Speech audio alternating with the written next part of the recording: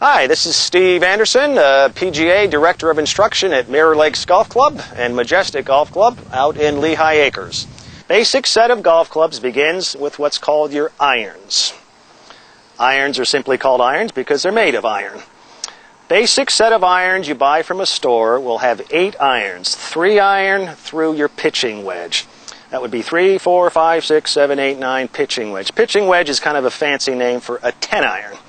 There might be one more club that you need to buy, and that's called a sand wedge. Sand wedge is the most lofted club, which hits it out of the sand a little bit easier for you. I'm holding a 5 iron, kind of a middle of the road iron. And if I hold a 6 iron right next to it, of course all the clubs have numbers on them, but one feature some golfers don't know, every club in every set that's ever been made, one club is a ½ inch longer than the other. A 5 iron is longer than a 6. A 4 iron is longer than a 5. A 3 iron is longer than a 4. So don't be surprised when you pick up your clubs. They're all different lengths. They're supposed to be all different lengths. Of course, the longer a club is, it makes you hit the ball a little bit longer. The next clubs in your bag, of course, are called your woods. Kind of the funny thing, in the last 20 years or so, they don't make woods out of wood anymore. For, 200-300 years, heads of woods were made out of persimmon wood. There's actually a tree called a persimmon wood. No manufacturers that I know of make wooden woods anymore. Nowadays, they're either steel or the really nice ones are made of titanium. Titanium and steel are harder than wood, so the ball actually goes a little bit farther. Even Tiger Woods and all those fellas nowadays use titanium. Basic set you'd buy from a store comes with a 1 wood, which is called your driver, your 3 wood, and your 5 wood. You don't have to buy all 3 if you don't want to. There's also 2 woods, 4 woods, 5 woods, 7 woods. But for kind of an introductory set, 3 woods will keep you very happy for many, many years. Now, driver is the largest club in the bag. You can see the difference between the size head of a driver and the size head of a 3 wood. The driver is the longest hitting club in the bag. This is the club that you would begin the hole with. Somebody like Tiger Woods can hit this 325 or 30 yards. I can't quite do that either. I'd say the standard drive for an amateur is about 200, 225 yards. But a driver will be about 20 yards longer in distance than a 3 wood, which would then be 20 yards longer than your 5 wood. Now, there's several components of the head of a golf club. I'll go back to an iron here.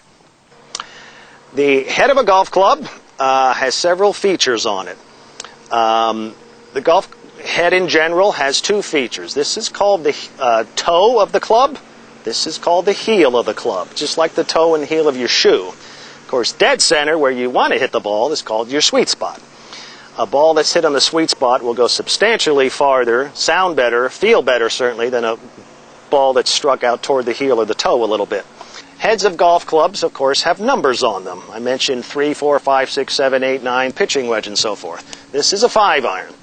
A 5 iron is called a 5 iron because the club is made with a certain degree of loft or angle. This angle is what launches the ball up in the air a certain height.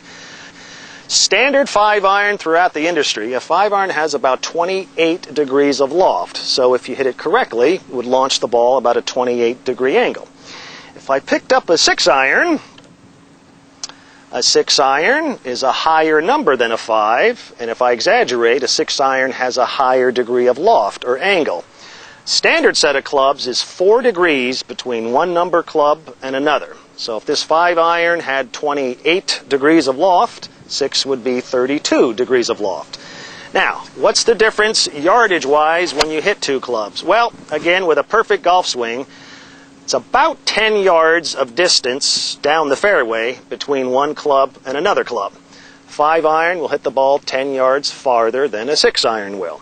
Now, why we have the different lofts and different numbered irons is when you're different yardages away. If you were 200 yards away from the green, that might be one club. If you're 175 yards away from the green, that's a different club. You don't want to change your swing. You want to swing the same and change your club. So, having an understanding of what basic equipment is, numbers, lofts, grooves, all those things, can get you started on the right track. This is called the hosel of the club. That's spelled H-O-S-E-L, hosel. This is going to be your enemy. You never want to hit the ball on the hosel. That produces a shot called a shank, and golfers know shank's your worst enemy, so we won't even talk about that anymore. Then, of course, we have the grooves of the club. All golf clubs have grooves on them. Grooves do several things. For a very good player, when you hit the ball sort of squishes or compresses into the grooves. Grooves impart backspin. Backspin helps make the ball rise up in the air, hits a little farther, but also when the ball lands on the green with more backspin, that's what makes the ball stop. If you hit an iron with no grooves on it, it would land on the green and roll over the green. It really doesn't get much spin on it. Then, of course, we have the shaft of the golf club. There are literally hundreds of varieties of shafts on the market, longer ones and shorter ones and heavier ones and steel ones and graphite ones. So we'll talk about that in part 2 coming up shortly. Then the last component of your golf club is your grip. There again are hundreds of varieties of grips. Basically, the most important part of the grip you want to look at, though, is the size grip. You do not want the grip to feel so big it feels like you're holding a baseball bat, nor do you want your grip, for example, to be so small that you feel like you're not holding anything. So your golf professional can help you pick the right size grip. There's pink grips and green ones with polka dots on them, and there's Florida Gator grips and Florida State Seminole grips. You can buy whatever you want out there. So, parts of a golf club: grip, shaft, club head, and all the features of that. In the last several years, 5-6 years, there's been kind of a new invention in golf, and I personally think it's one of the smartest inventions I've ever seen. It's called a hybrid. A hybrid, to have a funny explanation, is kind of half an iron, half a wood. Looks a little like a wood, got the rounded head, hollow inside, but also looks very compact, smaller, like an iron. Hybrids sort of take the place of your longer irons. Many new golfers have a very difficult time hitting a low number, 3-iron, 4-iron up in the air. So hybrids just make the game easier. Tiger Woods uses hybrids. I think most amateur golfers should go and check some out. Hybrids come in varying degrees of loft. You could get a 3-wood hybrid, a 4-wood, 5-wood, 7-wood.